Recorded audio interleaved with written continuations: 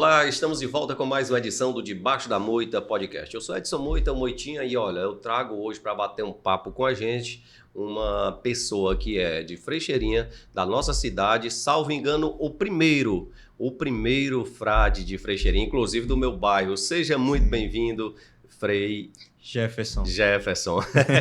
Me emocionei que quase não saía, mas foi um nó na garganta. Sim, Tudo bem, sim. Frei Jefferson? Tudo em paz, graças a Deus. A saudação de paz e bem a todas as pessoas que nos acompanham, a você, Moitinha, que me acolheu muito bem aqui nesse podcast, para a gente falar um pouco sobre essa vivência e essa caminhada de ser, que eu até não tinha percebido isso, de ser o primeiro frade, de fato, de Frecheirinha, me bateu um peso assim de consciência, de fato é uma responsabilidade muito grande que a gente carrega. Então, eu agradeço desde já o convite que você me fez para a gente participar deste momento. O prazer é todo nosso, é sempre uma alegria muito grande quando você decidiu vir ao nosso podcast. Isso nos deixa muito honrados, sabe? É como eu lhe falei, tô toda hora aqui com nó na garganta aqui, cara, porque tô emocionado. Uma pessoa do meu bairro que hoje tá aqui para bater esse papo com a gente, eu acho que é uma das vezes que eu me emocionei mais aqui. O Frei Jefferson, é uma alegria muito grande, como lhe falei, lhe receber, e vamos começar. O que é ser... Porque eu entendo que tem salesiano, tem franciscano e outras congregações ou ordem. Quais, você é franciscano? Sim, sou franciscano. Frade Capuchinho. Frade Capuchinho. Frade Capuchinho. Então, o desejo se inicia ali, eu me percebo dentro da ordem, um desejo desde a infância.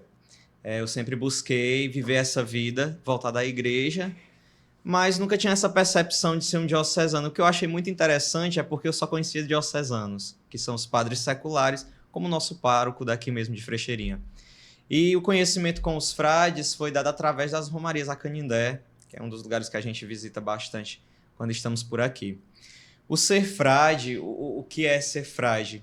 A beleza de São Francisco, aquele jovem que decidiu abrir mão da sua vida de nobreza, que era burguês, né? Vendedor de tecidos, um dos mais ricos de Assis, e ele decidiu abrir mão daquilo para viver uma pobreza não de não ter nada, porque a pobreza não se diz isso, não é ter nada, mas saber que o que nós temos é a nosso serviço. É para nosso serviço. Isso é a verdadeira pobreza, quando nós não nos colocamos aquilo como para nós mesmos, só para nós, mas ao serviço do próximo. A ordem em si, ela se inicia ali com Francisco, então ela tem várias ramificações. A beleza do franciscanismo é essa, por conta dessas ramificações. Tem os frades da ordem menor, tem os frades que são da contemplação, que são os conventuais, e ali por volta de 1500, com a Revolta Protestante, 1530, por aí mais ou menos, nós nascemos com o desejo de voltar às raízes. Inclusive, Martinho Lutero, ele era frade, não era não? Isso, ele era dominicano. Dominicano. Então, nasce o desejo de retornar às raízes franciscanas. E aí nasce os frades capuchinhos por conta do capuz, que é fino e é muito simples, que é uma peça só, o hábito. Então as crianças, quando passavam pela cidade da Itália, é cappuccino, capuchinho, aí tomou essa proporção toda. E hoje nós estamos em todo o mundo, como ordem. É uma beleza muito grande ver, e eu cito uma frase de um grande santo dos nossos tempos, que é São Padre Pio de Pietrelcina, que era capuchinho.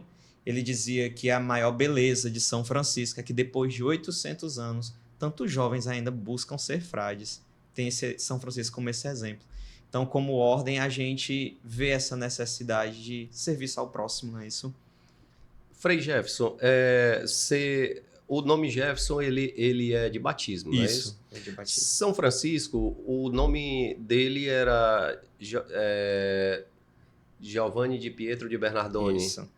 E ele, como frade, ele trouxe esse nome de Francisco. Você não precisou alterar? O Francesco foi porque, na época, o pai estava na França e recebeu o comunicado que o filho tinha nascido, né? Então ele tinha, Pedro Bernardoni tinha um É como que orgulho. fosse um apelido, então. Isso. Aí o pai, como estava na França, disse, não, é Francisco. Francesco é um pequeno francês, Aham. digamos assim. Mas não, a ordem do Concílio Vaticano II para cá, a gente viu a necessidade de não mudar mais o nome. Porque na Segunda Guerra Mundial acontecia muito de pessoas terem um outro documento e se passando por padres, por religiosos. Então a ordem viu em si não há mais a necessidade de mudar o nome, como também da tossura. O cabelo de São Francisco não era daquele jeito, era cortado daquele jeito, que era uma tossura que simbolizava a consagração pela igreja, era protegido pela igreja, né?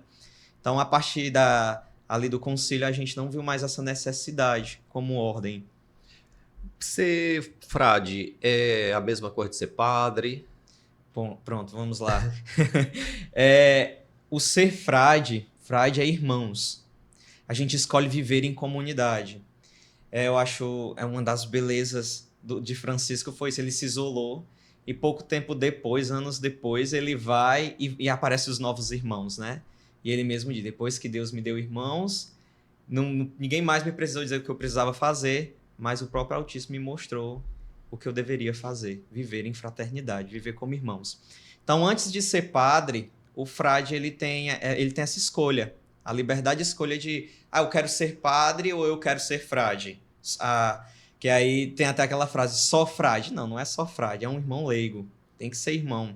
Então, antes de ser padre, há essa necessidade de ser frade, de viver em fraternidade. Nós nunca moramos sozinhos. Desculpa, qualquer padre ele tem a necessidade de ser frade antes de se tornar? Não, Em qualquer hipótese, não. Isso é na ordem, né? Na ordem. Na ordem. Entendi. Quando eu entrei em 2022, eu fiz vocacional, entrei em 2023. Então, eu entrei postulado 2, e ali eu já entrei na ordem. A ordem nós se organizamos como irmãos, e dentro dessa categoria de irmãos, nós temos os que são irmãos clérigos e os irmãos não clérigos. Os clérigos são sacerdotes e os não clérigos que não desejaram, já se sentiam preenchidos por completo, sendo irmãos, vivendo ali para o serviço da fraternidade e do próximo. Mas há o desejo dentro desses irmãos, os que querem ser padres. O próprio Francisco vê nessa necessidade, ele olha para Antônio de Pádua, que é o famoso Santo Antônio que nós temos, e diz, ensina aos frades a santa teologia, mas que eles jamais esqueçam a minoridade, a pequenez e o serviço ao próximo, que é isso, o desejo de Francisco. O maior desejo de Francisco é que nós servíssemos no mundo. Então, ele vê nessa necessidade que também a ordem acolhia padres, então ele abriu esse grande horizonte, digamos assim, para que os padres também pudessem.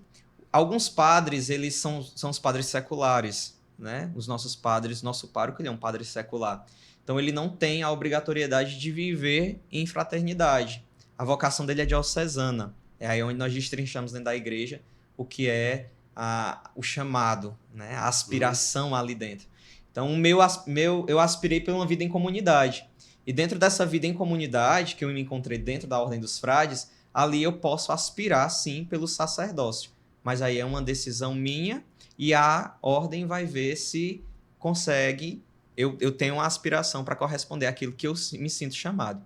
Eu particularmente sinto o chamado, sim, para o sacerdócio também. Ser frade, em primeiro lugar, e em seguida o sacerdócio. O período de preparação é mais ou menos no mesmo nível de um padre ou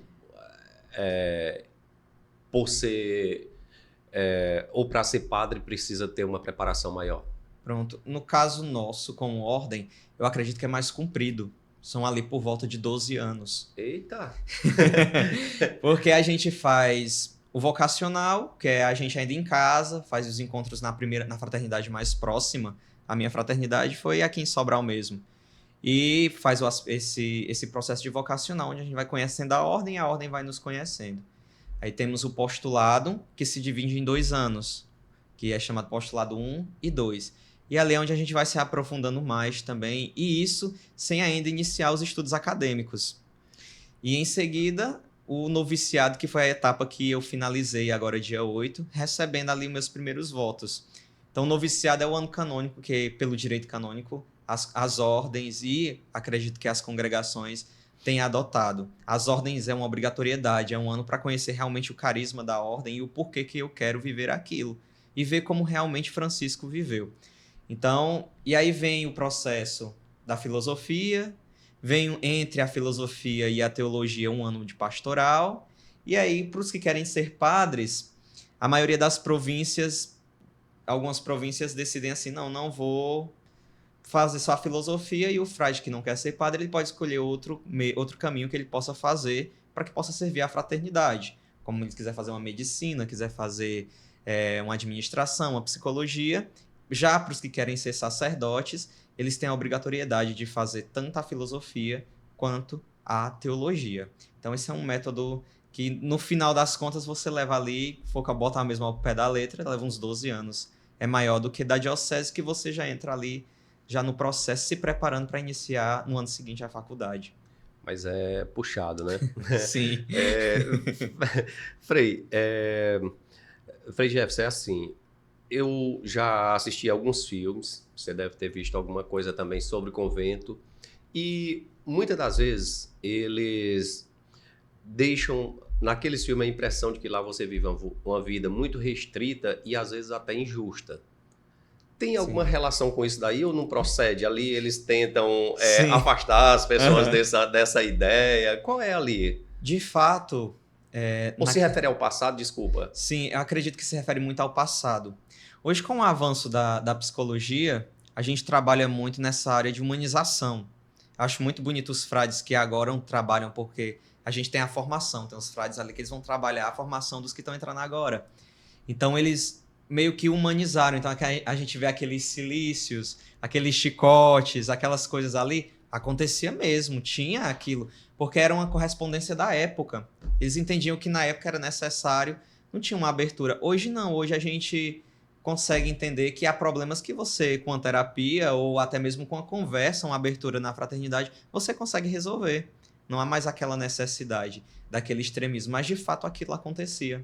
Tinha assim as pessoas... Acho muito bonito, tinha um frade idoso que ele contava que entrava pro quarto, já era tarde da noite, e aí o mestre, na época, passava no corredor para ouvir se eles estavam usando silício. Ele disse que pegava o travesseiro, botava na cama e metia o chicote no travesseiro para pensarem que era nele. Então tinha muito disso naquela época, né? Isso muito antes do concílio. Do concílio que foi ali em 60, né? Então, muito antes tinha disso, sim. Então, era naquele tempo, pensando por esse viés aí, o pessoal não ia por um chamado, né? E às vezes porque alguém o colocava, né? Isso. Então era muito mais... A gente tem um frei que serviu muito a nossa província, que ele de fato os pais levaram e deixaram na porta. E a ordem acolheu. Ele criança, a família não tinha condição de cuidar, então eles aceitaram, pegaram o menino e ele serviu a ordem de uma forma extraordinária, intelectualmente e como padre também. Ele serviu. Frei Jefferson, os últimos, salvo engano, 3 ou pelo menos os 2 últimos papas vêm da ordem franciscana. É da ordem franciscana, não. Um é jesuíta, que é o jesuíta, que era o Francisco, né? o Papa Francisco, o Joseph Ratzinger. E o atual, que é o Leão, que é agostiniano. Agostiniano, é isso mesmo. Na verdade, não são franciscanos, mas são frades, né? E, de fato, os agostinianos, acho muito que eles são mais antigos do que o franciscanismo, né?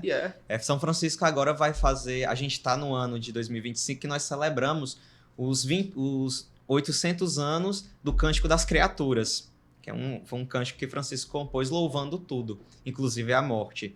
E os agostinianos são bem anteriores a isso, né? Santo Agostinho, ele é ali ainda do início da igreja. E quando a gente olha isso e percebe que Antônio de Pádua, ele era agostiniano e ele decidiu seguir Francisco. Então a gente vê que o carisma ele se expande, né? Mas quando nós pegamos o nosso saudoso Papa Francisco, era um franciscano de alma, de coração. Tanto que no ano Santo da Misericórdia, ali, que foi, se não me falha a memória, 2016, ou quando ele fez o ano Santo da Misericórdia, ele levou Padre Pio, levou os frades, que eram exemplo de de santidade, de confissão, de misericórdia para o Vaticano, para expor assim, não, esses homens são e foram e são exemplos de santidade, de misericórdia de Deus. Então, Francisco, tanto o nome, Francisco, né? O primeiro Papa chamando Francisco, ele tinha essa aspiração mesmo de acolher os pobres, de olhar. Ele tinha uma inspiração franciscana. Ele é jesuíta, de ordem, mas o espírito de Francisco é extremamente franciscano. Eu acho lindo isso nele. É muito bonito. Rapaz, só corrigindo aqui, o Papa, que era o nome de batismo, Joseph Ratzinger, era o Bento XVI, não, não era o Papa Francisco. Isso, desculpa. Francisco. Isso, o Bento XVI, que também foi um grande Papa para os nossos tempos. Eu acho que eu sou muito grato pelos 4 papas que eu passei, né? Que foi de João Paulo II até o nosso atual. Porque, de fato, o Bento XVI é considerado o nosso maior teólogo do século XX e século XXI. É o maior teólogo que nós temos. Qual a sua opinião sobre esses frades ter se tornado Papa? O que eu acho interessante foi essa abertura que a igreja deu, né? Mas não abertura no sentido, Moitinha, de não privar, mas de acolher todos os carismas. Uma coisa que eu achei interessante, por que a roupa do Papa é branca? Primeiro ponto, porque é um martírio, né? O Papa deixa tudo que ele tem para trás e ali ele começa uma nova vida. Então, todos os compromissos, tudo que ele tinha como cardeal, como bispo ou arcebispo, ali caem. E ele veste branco, simbolizando esse martírio. Mas, de fato, vem de uma ordem que são dos dominicanos. Um Papa dominicano na época escolheu aquela roupa e aí ficou sucessivamente. Então, assim, quando nós pensamos que não tem ordens assim sendo no papado, mas tem desde a Idade Média dessas ordens, homens que se tornaram bispos, se tornaram cardeais e no final ficaram no papado, né, para governar a igreja. Então temos dominicanos. Então nunca teve nenhuma restrição a isso, não? Não teve nenhuma restrição. Eu acredito que muito vai aí do sopro do Espírito Santo mesmo, como a gente viu durante esse ano, né? Vai muito desse sopro que escolhe. A gente teve um franciscano que ele não chegou ao papado, mas chegou a ser cardeal, que foi Boaventura, que é doutor da igreja também. Então Foi, né? Então, outra coisa que eu queria lhe perguntar, Frei Jefferson. Eu te chamei de Frei Gilson alguma vez, não, né? Não. Mas soa tão bem, né? Frei Jefferson e Frei Gilson, dava até uma dupla. Não é? Então é assim, Frei Jefferson. Uma das coisas que eu queria lhe perguntar é as limitações de vocês em relação a o que padre faz. Vocês podem celebrar um casamento, confessar. Vocês têm prerrogativa para isso? Você pergunta sobre as ordens, né? Isso. No caso, você quanto frade. Não necessariamente franciscano, né? Sim. Quanto frade, a gente tem processo, né? Eu tenho meus votos simples, do qual eu os renovarei daqui a um ano. Que um ano eu renovo eles até ter meus votos perpétuos. Enquanto frade, nós não podemos realizar nenhum batismo como a gente conhece os batismos. Fora o sacerdócio que todos os irmãos, toda a comunidade cristã tem. Que nós também podemos, como cristãos, realizar o batismo dependendo da ocasião. Isso é para toda a comunidade cristã. Mas, quanto sacerdote, quanto padre, eu não posso. Onde é que eu vou poder? Quando eu me ordenar diácono, que são as primeiras ordens do sacerdócio. Então, enquanto frade, no mundo do lado clerical, eu não posso abraçar aquilo porque ainda não faz parte daquilo que eu já fui nomeado ou ordenado para aquilo. Eu tenho minhas obrigações como frade, de que é rezar com a comunidade, de que é celebrar. Eu tenho algumas celebrações que se faz com a comunidade, celebrações da palavra, mas missa, sacramento, apenas um padre ordenado, um frade ordenado, ele pode sim fazer. Então a gente tem frades que são ordenados, são sacerdotes, então ali eles cumprem todas as funções de um sacerdote. Mas eu, enquanto ainda em processo dessa caminhada, eu ainda não posso. Sei. No processo que você vive hoje, já tem que viver o celibato? Sim.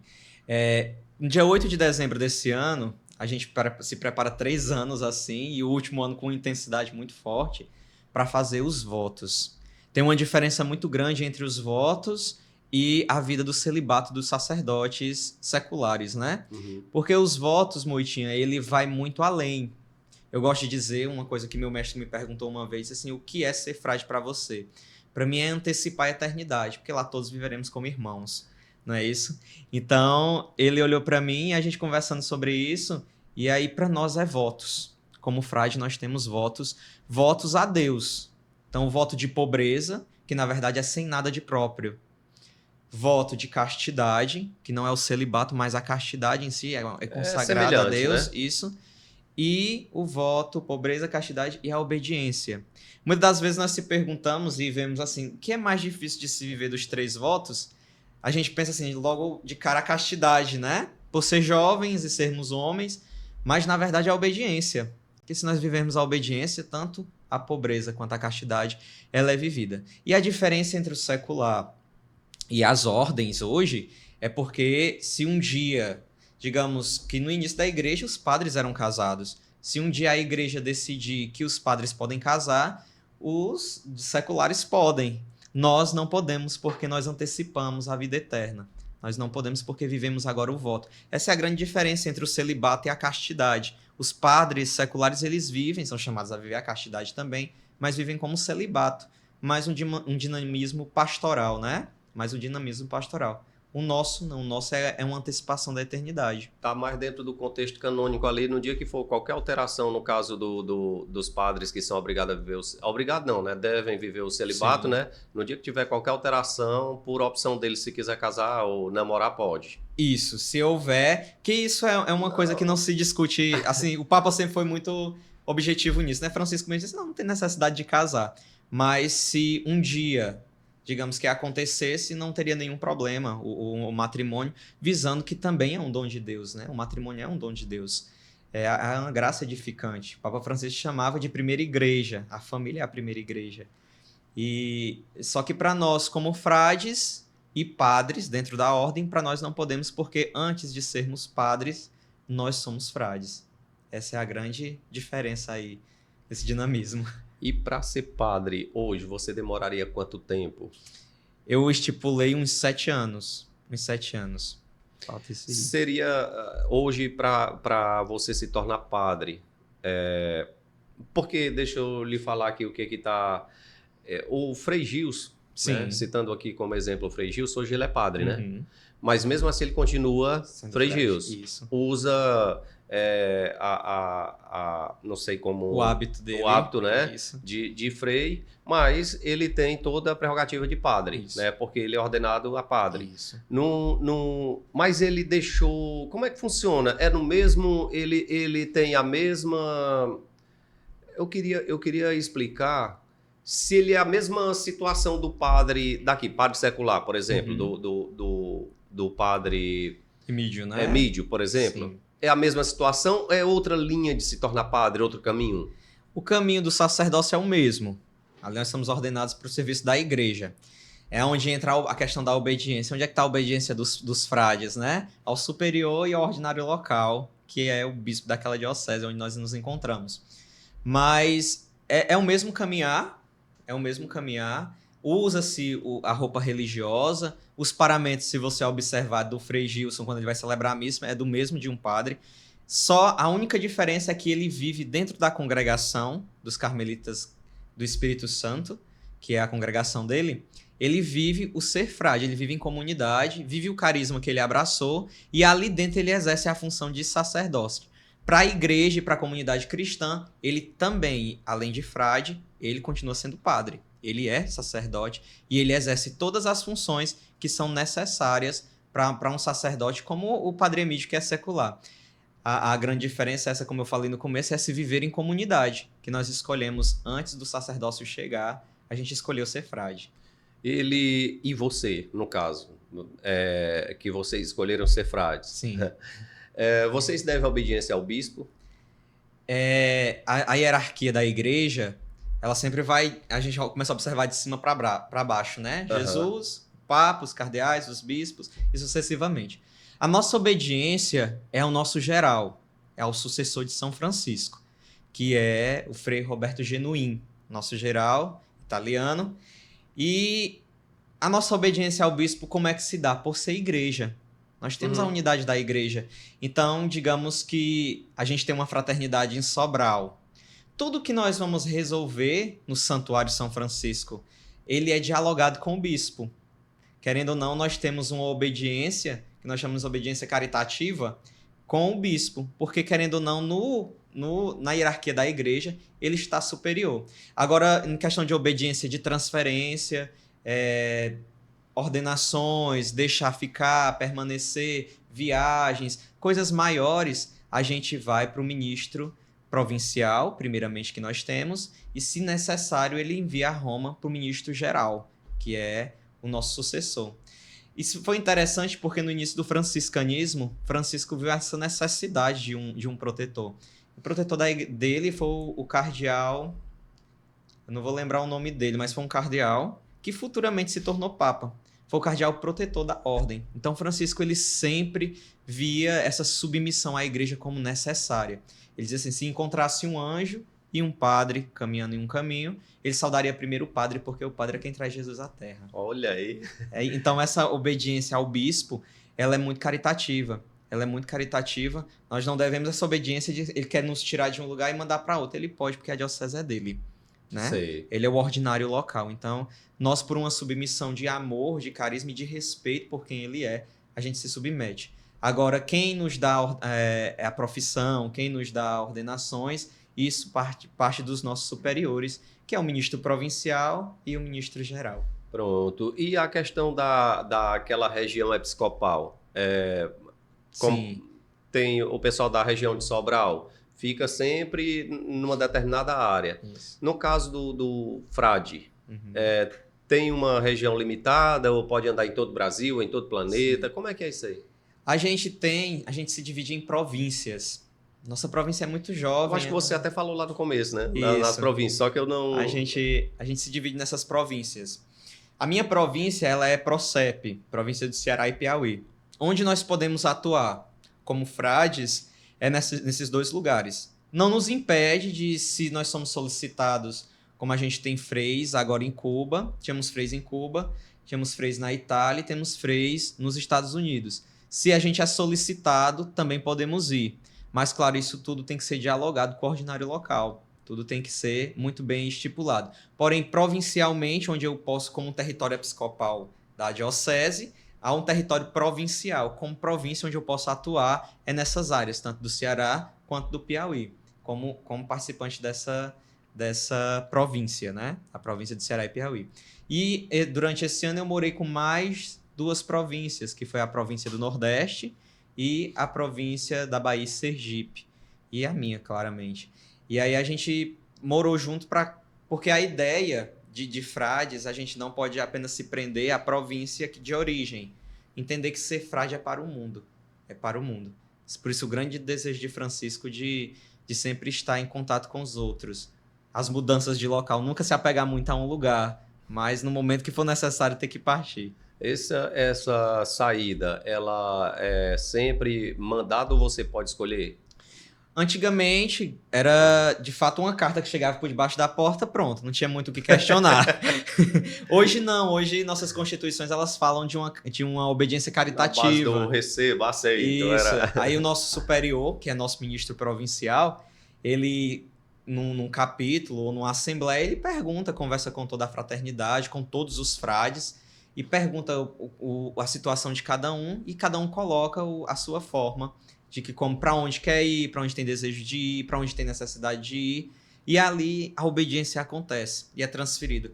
Mas o grande desejo de Francisco é que a gente não durasse mais do que 3 anos em um lugar. Então a gente pode durar uns 6 anos em uma comunidade sem ter esse apego. Esse dinamismo de sempre estar sendo transferido, ele é muito mais forte para os religiosos do que para um padre secular. O padre secular ele pode passar 6 anos ali numa boa ou até mais. O religioso não, ele tem a necessidade de ser transferido sempre, aquela questão de nunca se apegar àquele lugar. É complicado, porque às vezes se apega, né? Sim, demais, é muito difícil.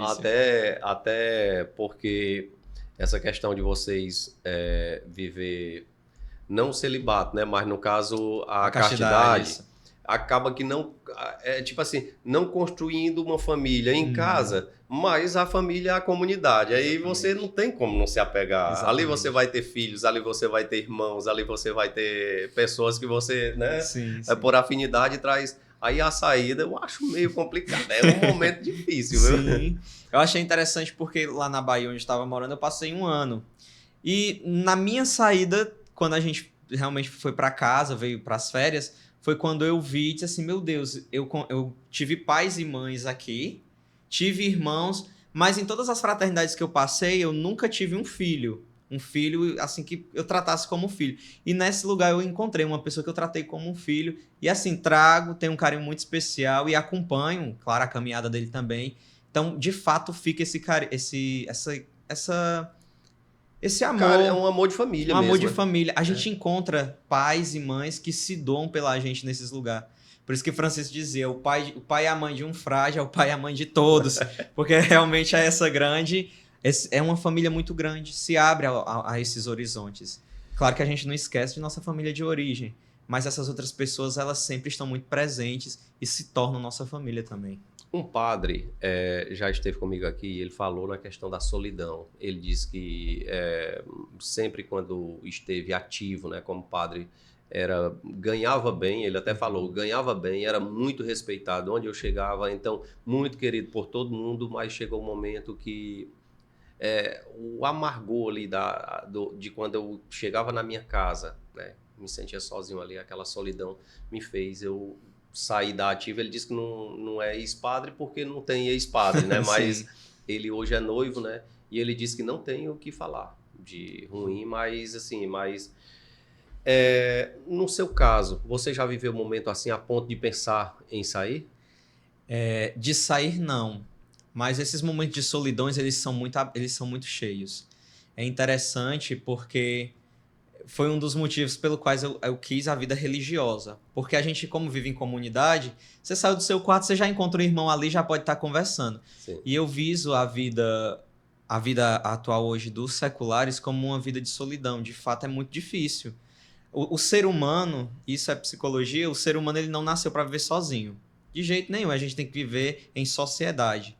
É por isso que nós temos a razão, né? E Nosso Senhor viu isso como algo essencial para a vida humana. Essencial.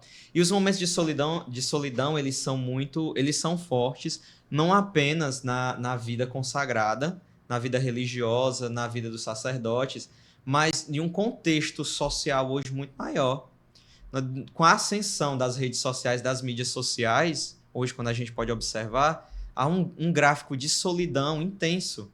A maioria das pessoas que nos procuram para conversar, elas não querem que a gente diga nada. Elas querem ser ouvidas. Só isso.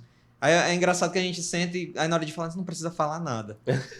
Aí a pessoa fala e dispõe aquela solidão, porque é muito triste, é muito triste. Já me vi em momentos que João da Cruz chamava de noite escura. É uma noite que você não escuta nem mesmo a voz de Deus, mas ele está ali presente. É só você rezar mais um pouquinho. Mas você não escuta. E essas noites são terríveis. São terríveis. Mas em nenhum momento ela abalou assim o meu caminhar, meu desejo de ser frade. Claro que há, durante a caminhada, as dúvidas. Meu grande medo, Moitinha, era que antes eu pensava assim, não, vou entrar na ordem, porque eu estou fugindo da realidade do mundo. E aí eu fui viver minha vida antes de entrar na ordem, né? Fui viver minha vida, fui trabalhar, tive basicamente tudo que precisava ter. Mas me faltava algo que dentro da ordem eu me encontrei. De fato, eu olho assim e digo assim, meu Deus, de fato eu não tenho nada como posse minha, não tenho, mas não me falta absolutamente nada. Eu sou tanto feliz quanto tudo que eu preciso e que está no limite a ordem me concede, que está no limite. Eu fico muito feliz com essa realização que minha alma encontra. Essa felicidade que mesmo diante dessa solidão, que às vezes ela vai aparecer, e muitas vezes, eu me sinto realizado ali. Mas que ela tenha assolado de fato, não apenas a sociedade, como eu falei anteriormente, mas também os padres de maneira geral, ela tem sido muito, muito forte. A gente vê padres que não conseguem sair daquela solidão, geram a depressão, e quando acontece algo extremo, a gente assim, não percebia que a pessoa era assim. Porque de fato nos falta, como pessoas, como seres humanos, parar e ouvir o outro. Se a gente parasse e ouvisse essas solidões, a gente conseguiria suprir mais tirar elas das outras pessoas e espalhar essa felicidade que é o necessário. Até porque tem pessoas que olham para um padre ou para um frade e acham que eles são de, sei lá, Sim. são máquinas, né? E que nunca vai estar triste, então Sim. só eu tenho que contar meus problemas para ele, ele não tenha. Sim. E, na verdade, às vezes os próprios irmãos, às vezes não esperam que a pessoa tenha algum problema, né? O questão para os sacerdotes, eu acho muito forte essa visão de que as pessoas acham que o padre está dentro de uma redoma, que ele não é atingido por nada. Não, é ser humano. As pessoas têm que começar a entender isso, que de fato ele vai sentir solidões, vai sentir tudo que uma pessoa sente, o hábito ou a vida religiosa, ela não vai deixar, não vai anular nada daquilo. Ao contrário, ela vai trabalhar para que aquilo seja jogado em uma pessoa, em uma atividade, em uma ação que seja mais forte. Eu gosto de citar onde eu morei um grande santo que eu não conheci, mas ele é enterrado lá, que era Frei Chico Carlone. Ele era italiano e foi um homem que dedicou a vida inteiramente aos pobres. Então, ele, assentamentos, essa questão, o povo, quando fala dele, quer chorar. Mas, de fato, essa ideia de que a gente nasceu dentro de uma redoma, de que a gente está protegido, dizer que um problema psicológico, como a depressão que é tão assolada hoje, ela é uma ausência de Deus, isso não é ausência de Deus.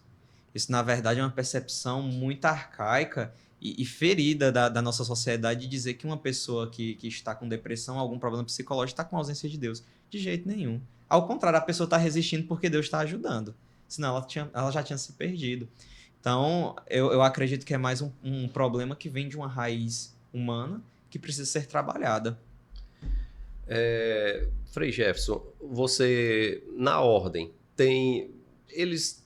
Não sei como é que funciona a questão. Tem um frade que é superior a vocês. Como é que funciona a questão dos cuidados em relação a isso aí? Eles observam como é que está o frade, o psicológico? Tem esse amparo na ordem de vocês? Aí, Sim, eu acho muito bonito isso. A humanização, né, como eu falei no início. A gente tem nosso superior, que é o nosso ministro geral, como eu falei anteriormente, Frei Roberto Genuim. E nós temos o nosso ministro provincial, que é Frei Roberildo, que é filho da Diocese de Sobral também. Então ele é o superior da província do Ceará e do Piauí. E ele é a grande preocupação dele. É sempre saber como a fraternidade está. Ele visita as fraternidades, ele disponibiliza terapias aos que precisam, aos que têm necessidade, há essa disponibilidade. Ele se preocupa, então, os capítulos no fim do ano, que de 3 em 3 anos há um capítulo para a eleição de um novo provincial, eles sempre discutem isso. Há essa necessidade de se abrir. E eu achei muito bonita a forma humana como ele trata os irmãos. Não é ver mais como um frade, apenas um frade padre, mas ver como um irmão mesmo ali, como é que você está, o que está precisando. E de inúmeras situações que eu vi, não apenas na minha província, mas em tantas outras, a gente percebe essa abertura dos superiores para com os que estão submissos a ele. De maneira particular, os que estão iniciando agora. Porque a ordem acredita muito, e eu acredito nisso, que se nós encontramos um problema no início, ele é mais fácil de ser trabalhado. Então, se eu descubro que uma pessoa está com um problema e eu posso resolver, por que não resolver ali no início e deixar que a vocação dela seja uma das mais belas da igreja? Então, acontece isso sim, e eu acho muito bonita a abertura, porque quando nós entramos no postulado 1 e 2, nós temos superiores, e vamos ter superiores até a formação permanente, que é os votos perpétuos. E dali em diante ainda continuamos, que são os guardiões, que são o nosso ministro, e eles sempre têm essa preocupação em nos ajudar a se entender como seres humanos. Isso é importante, né? É importante para permanecer. Agora, não é querendo ser invasivo, mas sim, tem uma curiosidade. Você falou, Frei Jefferson, do voto de pobreza. Uhum. Por o que eu consigo entender é que você financeiramente não pode ter nada. É isso ou eu estou equivocado? Isso. E para o fim da vida, vocês, aposentadoria, alguma coisa assim, como é que funciona isso aí? Como é que vai ser lá, né? De fato, quando eu fui fazer os meus primeiros votos, a gente assinando uma documentação, abrindo mão de herança, a minha herança, tudo que tem que nossos pais nos deixam, eu assino e quero colocar no nome de quem? Então ali eu abri mão e coloquei o nome de minha irmã, que só sou eu e ela, né, de filhos. E no fim da vida, na velhice, nós temos sim, há os frades que são aposentados porque não conseguem mais exercer ali a função. Porém, essa Então vocês contribuem, no caso... Sim, a contribuição. E essa contribuição é para que no fim da vida ele possa morrer com dignidade, né? Possa envelhecer com dignidade. A pobreza às vezes eu tinha também uma visão distorcida ali da pobreza, porque a gente imagina assim, é pobre mendigo no meio da rua sem nada. Mas não é isso. Na verdade, a pobreza é sem nada de próprio. Digamos que eu tenha, Moitinha, R$ 100 no meu caixa, no meu quarto guardado. Mas a fraternidade precisa daquele dinheiro. Eu não posso ficar aquele dinheiro para mim, eu tenho que dar à fraternidade que está precisando. Então a pobreza é nesse âmbito de compartilhar tudo que nós temos, de saber que tudo está a nosso serviço, mas que nada é posse minha. Mas que financeiramente nós somos muito bem, digamos assim, amparados. E a gente tira isso pelo grande testemunho de Francisco, porque as pessoas nos ajudam. De fato, nós vivemos de doação. Então, quem nos sustenta é o povo de Deus. Isso é muito bonito porque eles veem em nós o próprio Francisco. E não nos falta, de fato, não nos falta. Há essa contribuição para quando chegar na idade, mas é uma contribuição que arca com os custos dos frades que são doentes. Um exemplo que eu poderia citar aqui era Dom Geraldo, que foi bispo auxiliar de Fortaleza, ele era frade. E ele renunciou muito jovem, muito cedo ainda ao episcopado, porque ele não queria ser bispo. E quando ele renunciou absolutamente tudo. Seu salário de bispo, seu salário um salário de bispo é muito, né? E ele quis viver como frade, não, quero voltar para a fraternidade. Quando um bispo, capuchinho, frade, de qualquer ordem, ele volta para a vida comunitária, ele não volta mais como um irmão. Porque o episcopado ele é superior a todas as outras coisas, né? Ele é superior. Quando ele volta para a fraternidade, ele volta como um hóspede. Mas ele não queria viver realmente como irmão. Tanto que contam quando chamavam ele de Dom. Ele disse assim, Dom não, me chame de Frei. E assim, ele de fato viveu uma vida de pobreza, despojado. Quando ele faleceu ainda muito repentinamente, ainda no finzinho da pandemia, ele não tinha uma mitra, não tinha os paramentos todos que um bispo precisa ter. Mas a pobreza que ele vivia intensamente no seu coração, esse um desapego de não... Ele era de ganhar uma coisa aqui e não por desprezar isso. Ele dava, se alguém estava necessitado, ele dava também aquilo que ele tinha ganhado. Não por desprezo, né? Uhum. Mas por uma caridade mesmo de doação. Então ele foi um dos maiores exemplos que nós temos. Hoje ele é enterrado no Santuário de São Francisco, em Juazeiro. E foi um dos maiores exemplos que nós temos. Morreu muito recentemente, aqui no finzinho da pandemia. Então essa questão da pobreza é de saber onde está nosso coração. De saber se eu posso ajudar, se eu posso contribuir, se eu posso, como um frade e não quis ser padre, eu posso ser um professor, receba aquele salário, então eu coloco à disposição da fraternidade. Francisco mesmo dizia, no dia que nós não tivermos dinheiro, assim nós busquemos o trabalho, e se nós não recebermos por aquele trabalho, esmolemos, peçamos esmola. Ele foi bem firme nisso. E se... Negócio que vocês não vão jogar na Mega Sena, mas se ganhasse uma Mega Sena dessa de virada de ano aí, né? Seria ótimo, resolveria muita coisa. Resolveria muita coisa. Ia pra... Sim, e a providência divina nunca nos falta, né? Nunca Sim. nos falta, mesmo diante da pandemia, que nós temos casas que vivem bem e temos casas que realmente são menos favorecidas financeiramente pela população e tudo mais. Porém, não nos falta. É incrível como a providência de Deus, ela acontece. É incrível. É realmente você vê assim, é um milagre. É um milagre que acontece. É incrível. Interessante, ó. Eu vendo você com essa roupa aí, eu lembrei de uma menina que ela foi... Quer dizer, toma até ela hoje é freira, né? É a irmã Eva, por sinal. Não é a irmã Eva lá que estava fazendo sucesso na internet, não, mas outra irmã Eva, ela é de Ubaúna. Ela foi minha aluna em 2002, no primeiro ano do ensino médio, 2002 eu acho, foi por aí assim. E passou um tempo sem eu reencontrá-la, né? E quando foi um dia eu ia passando ali, eu e o Carlinhos Zé Rocha lá no arco e vi uma pessoa chamar Moitinha, mas eu olhei e vi um monte de freira e eu não sabia que ela era freira, né? Sim. E também não respondi, não sabia que era, eu acho que eu estou escutando coisa. Aí quando foi de outra vez eu vi, assim, fiquei de frente com ela e assim, fiquei emocionado, porque as pessoas que você é professor, você foi professor, que vê... que para mim é um crescimento financeiro, para mim não é tudo na vida. Sim. Crescimento é tudo isso, né? E quando é espiritual, muito mais, porque algo muito maior, sim, né? Sim.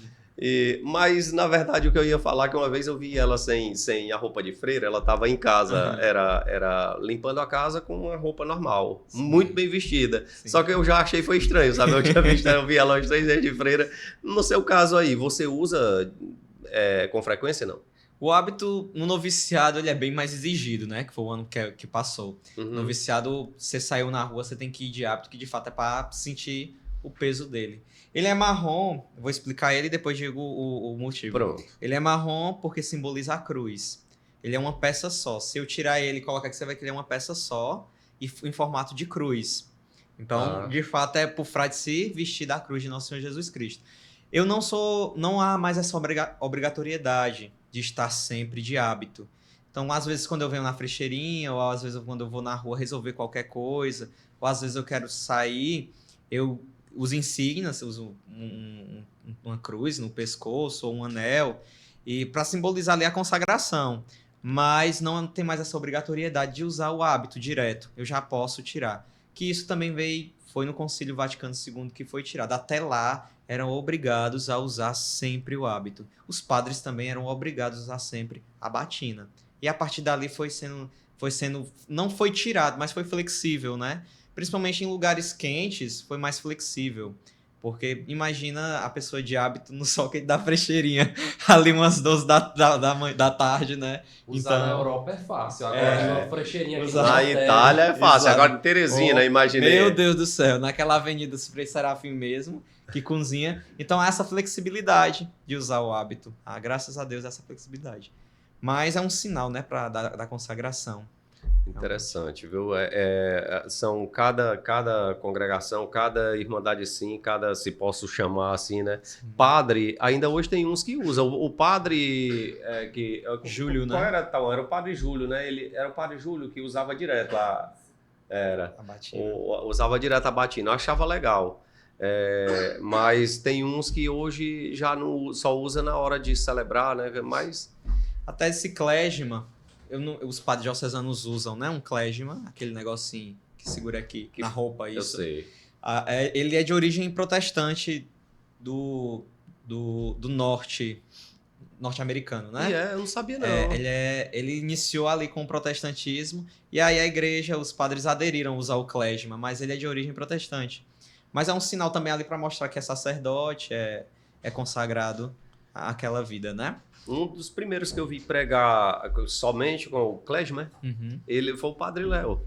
Né? Não sei se você lembra, porque você é muito novo, mas deve ter visto alguma coisa no YouTube, né? Ele pregando, ele não estava de batina, às vezes, só com com o clésima. Eu achava bem interessante. Ele está em processo de canonização para ser proclamado santo. Se eu não me engano, ele é venerável.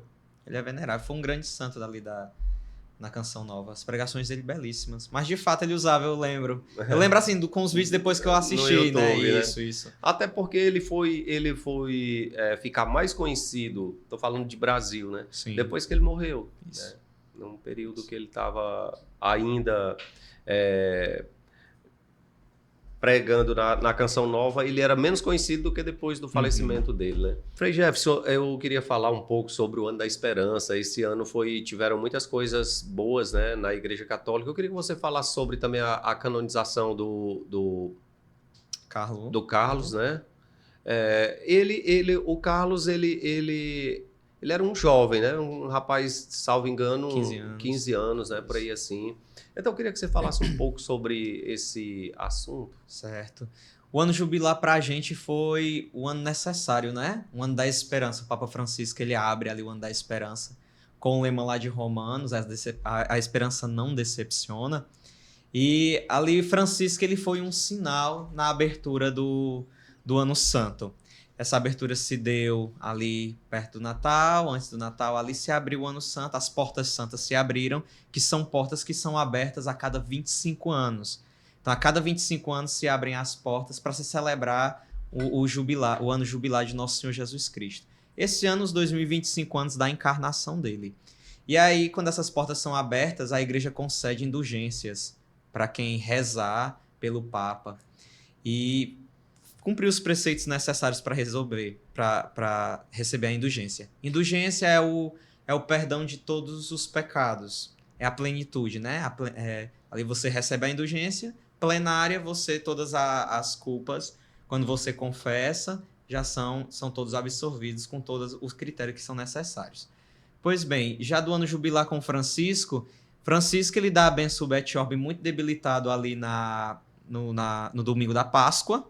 Quando é na segunda-feira, que é a oitava da Páscoa se estende por 8 dias, é como o Natal, se estende por 8 dias, quando é na segunda-feira a gente acorda com aquela triste notícia da morte dele. Que não foi bem para quem é católico, a gente ficou triste porque perdeu um grande santo humanamente, mas espiritualmente nós ganhamos um intercessor no céu. A certeza de Francisco estar no céu é uma convicção na cabeça da maioria dos católicos, porque foi um papa extremamente necessário para o nosso tempo. Então, com um ar de tristeza, mas ao mesmo tempo com um ar de alegria, nasce ali um novo papa, que todo mundo apostava em todos os cardeais, menos naquele. E aí o prevost é eleito, Leão XIV, para suceder São Pedro, né? Nosso 267 com ele, de papas é ele. Primeiro São Pedro, depois ele, agora 267. Então, o Leão também inicia falando do amor, da misericórdia dentro do Ano Santo. Dentro desse ano, a gente teve várias canonizações. E o principal foi o Carlo, um jovem que cresceu na Itália, mas a família é inglesa, mas ele cresceu na Itália. Com 15 anos de idade, Carlos se sentiu mal e começou levando para o médico, achando que era algum problema simples. Na verdade, ele tinha uma leucemia fulminante. E ali o Carlos oferece aquele sofrimento pela conversão dos pecadores e pelo Papa. E aí, lendo uns relatos de todos os sofrimentos que ele passava, os médicos entendiam aquele sofrimento, e ele, muito sereno, dizia que tinha gente pior que ele naquela situação, e os médicos perguntavam, mas como é que tem alguém pior do que ele? Se ele é que está no estágio pior. Então, a vida do Carlo, na verdade, foi uma abertura para a juventude de hoje. Se perceber que a santidade é possível, é o santo milenar, é o santo do primeiro milênio, desse nosso milênio. Então, nós podemos perceber que o Carlo ele é extremamente necessário, foi um santo necessário para a nossa época. Ele tem uma ligação muito grande com São Francisco, que o túmulo dele, onde estão as relíquias, é na igreja do despojamento, onde São Francisco tirou as vestes e entregou ao pai. Então ele está lá, é cuidado pelas capuchinhas. E ele se tornou esse grande exemplo. E a grande promessa no sonho que a mãe dele teve com ele foi de que depois, São Francisco em sonho aparece a ele e disse, depois que teu filho for santo, virá mais uma multidão de santos. E de fato foi incrível porque já tem processo de novos jovens à santidade. Então o Carlo é algo necessário. Me acompanhou muito no meu caminho vocacional, muito. Eu lembro que quando eu ia para o convento no primeiro ano, eu recebia as relíquias do Carlo. Quando eu cheguei agora, já nesse terceiro ano, já finalizando o noviciado, quando eu cheguei em Fortaleza, eu ganhei outra relíquia dele. Então, ele me acompanhou bastante nessa caminhada. Então, para os jovens, eu acredito que ele seja essa luz. E é necessário que todo mundo busque, assim, conhecer um pouco a história dele, porque, de fato, uma pessoa simples, que não realizou milagres, como a gente imagina, em vida, mas que por onde passou deixou um rastro de santidade que, claro, só pode exalar de Jesus. Legal. Frei, se a gente for analisar a vida de qualquer pessoa que vive como frade, como padre, existe uma restrição que, para quem não tem vocação, não dá para seguir, né? De onde foi que saiu assim... Você já tinha a pretensão de ser padre, que você falou lá no começo, que e se tornar frade? Frade é aquele desejo... Tem as restrições, como você falou inicialmente, que quem vive fora acha assim, meu Deus, e aí como é que é, né? Mas, de fato, é a questão da vocação. É um chamado que arde no peito, porque a gente pode perceber, alguém entrou, que acontece muito, alguém entrou, por isso que é necessário um processo muito longo. Alguém entrou e ali dentro começa a se perceber que não é aquilo que quer. Então a pessoa mesmo, por ela mesma, começa a não perceber e pede para sair. ou então numa correspondência de ordem, a ordem vai observando, porque a gente também é aprovado, então a ordem vai observando e vendo se a pessoa está correspondendo àquilo que ela diz que é chamada. Sim. E aí, se não for, também há restrição, que não é uma expulsão. Não existe isso. Mas é dialogado, senta, conversa e explica ali como é que está sendo a caminhada e diz, olha, isso aqui, a gente acha que você pode se dar melhor ou na vida matrimonial, ou então aponta outra congregação ou ordem religiosa, que a pessoa possa se abrir. E a gente tem inúmeros casos de padres que já eram padres e frades, mas que a correspondência vocacional era em outra ordem. Foi para lá, tá lá hoje, feliz da vida. Para mim, foi desde a infância. Eu sempre gostei, mas eu tinha muito medo. A única coisa que eu tinha certeza era que eu não queria... Mais de ser frade ou padre? Como eu só conhecia os padres, queria ser padre. Aí eu ficava, meu Deus, mas eu não quero morar só. O primeiro frade que eu vi, assim, presencialmente foi Frei Glauber, que era reitor do santuário lá de São Francisco em Sobral. Ele veio celebrar uma missa aqui. E aí, o ser frade, a conexão com São Francisco, eu sempre cresci nessa Romaria Canindé. Então, assim, eu quero viver assim, rodeado de gente, não dá pra morar só, não. E aí, nessa correspondência, quando foi ali por volta de 2017, 2018, eu conheci a história de São Padre Pio de Pietrelcina, que é o único sacerdote que recebeu as chagas de Nosso Senhor Jesus Cristo. E ele era frade capuchinho. Aí eu disse assim, é essa daqui que eu quero. Então aí eu comecei o processo e eu acho bonito porque essa correspondência ela é via de mão dupla. De acordo que você dá um passo, Nosso Senhor vai mostrando ali para onde é que você tem que ir. Se você se perde, você volta e ele mostra novamente para onde você tem que ir. Mas há no início uma dificuldade muito grande porque a gente não sabe como funciona, como quer. E aí a gente vai percebendo que as coisas vão se encaixando, Moitinha. De acordo que a gente vai andando, as coisas elas vão se encaixando direitinho. E a gente vai percebendo essa correspondência. Então, o ser padre, para mim, não é que ficou em segundo plano. Não, mas o ser frade é o meu primeiro plano. É o primeiro plano ser frade. O sacerdócio, como para todo frade deve ser, ele é uma consequência do ser frade.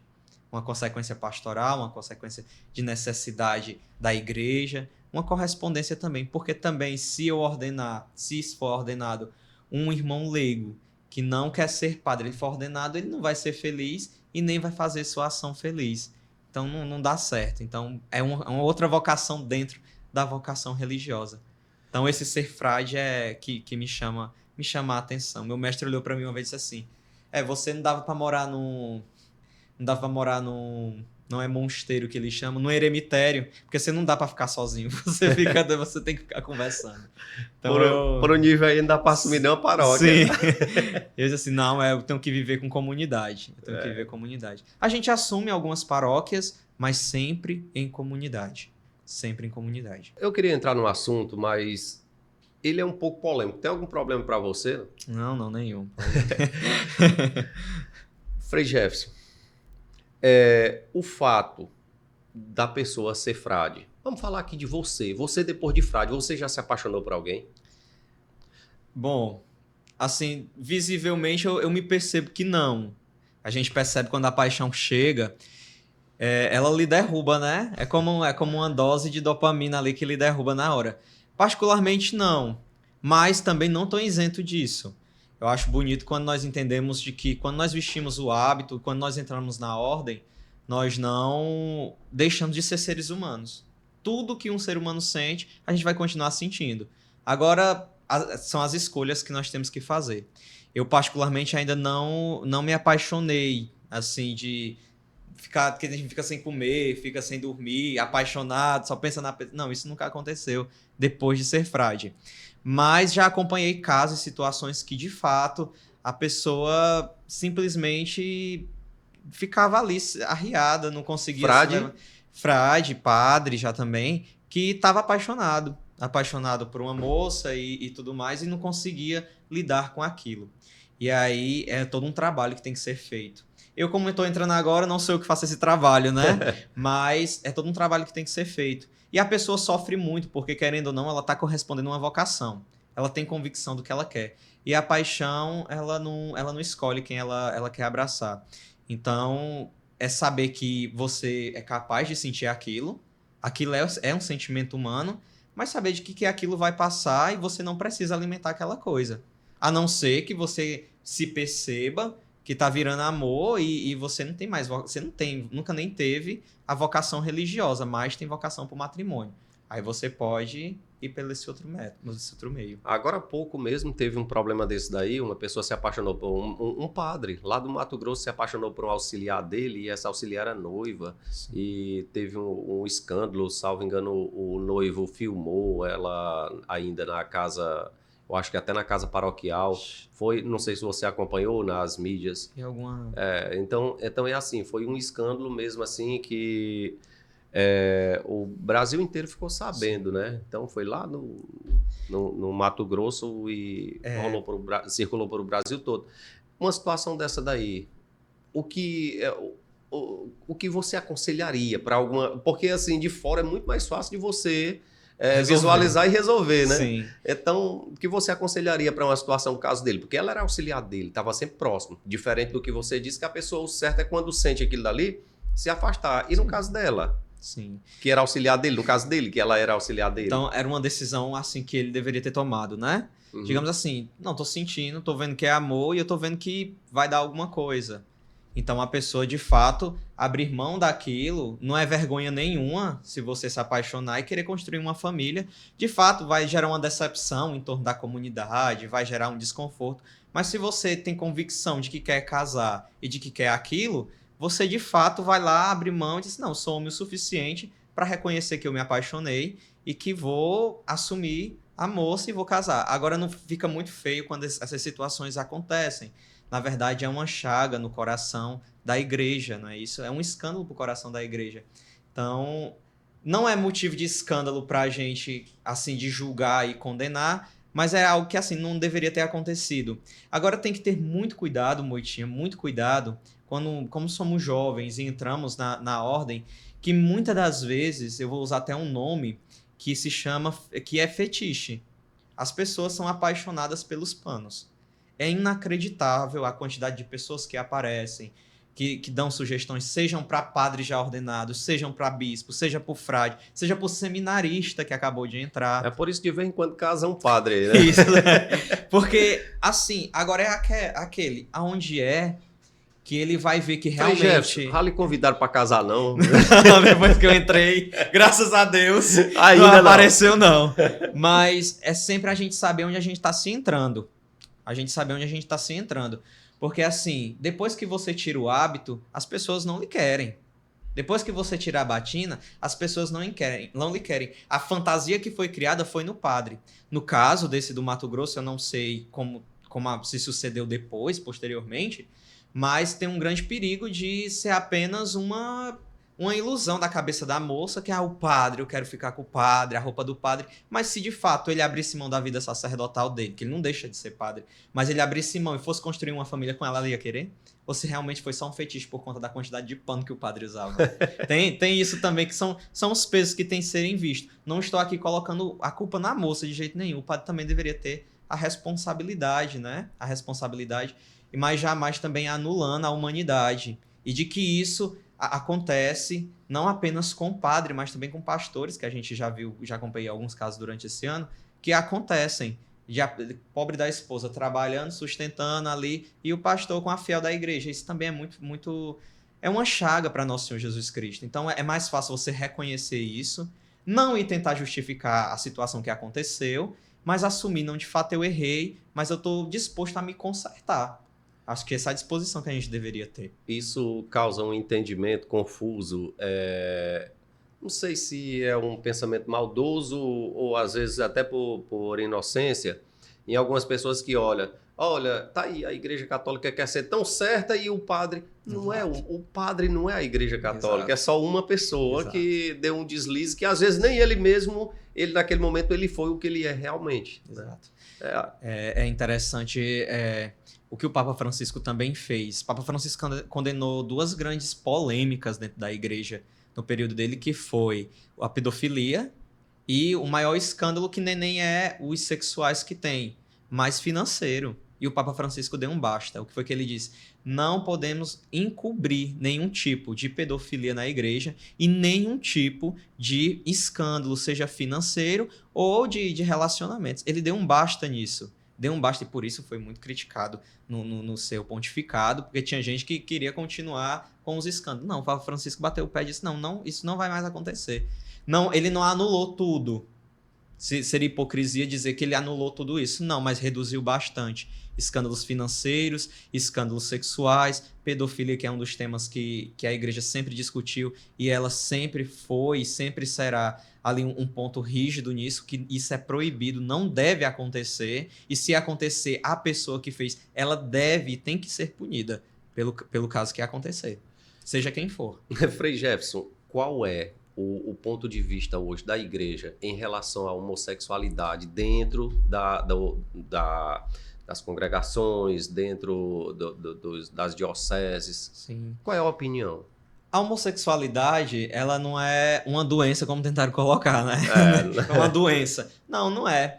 Na verdade, é bem natural, é um impulso humano, é do ser humano, a pessoa nasce daquele jeito, ou alguma condição durante a infância levou àquilo. Mas a tese que eu, como pessoa, acolho é aquela que a pessoa ela nasce, como ela nasce heterossexual, ela também pode nascer homossexual, não tem nenhum problema nisso aí. Dentro da igreja, há um problema se tem um padre que queira que seja, assim, nenhum problema. Ele não é chamado a viver o celibato? Tal qual é pecado um padre ou alguém que está vivendo a vida ali dentro ficar com uma mulher fora, assim também é pecado se ele sair para ficar com um homem lá fora, sem como escândalo, né? Então seria aí sim um erro muito grande. Mas se ele é chamado a viver o celibato, se ele é chamado a viver a castidade, isso não vai atrapalhar ele no caminhar dele. Agora sim, ele tem que se reconhecer quem ele é. Eu acho que o grande problema, Moitinha, hoje, não é a aceitação do mundo, é a aceitação de si mesmo. As pessoas não aceitam que elas têm, que elas são assim, que aquilo faz parte delas. Então, se aceitar, ela vai conseguir viver tão bem, se ela tem vocação, a vocação dela. Isso não vai ser nenhum problema para a vida se ela quer viver aquilo. Porém, se é desordenada, aí é outra coisa, que tanto existe pessoas desordenadas homossexuais como heterossexuais. Porque fazer sexo antes do casamento também é errado. E o mundo inteiro faz, digamos assim. É muito difícil você encontrar uma pessoa que realmente seja centrada e diga assim, não, só depois do casamento. Do mesmo jeito, a homossexualidade. Nós, como cristãos, todos somos chamados a viver a castidade. Quem casa é chamado a viver a castidade, ou seja, ficar apenas com a sua mulher e a mulher ficar apenas com o seu esposo. Isso é castidade. Isso é uma das belezas da igreja.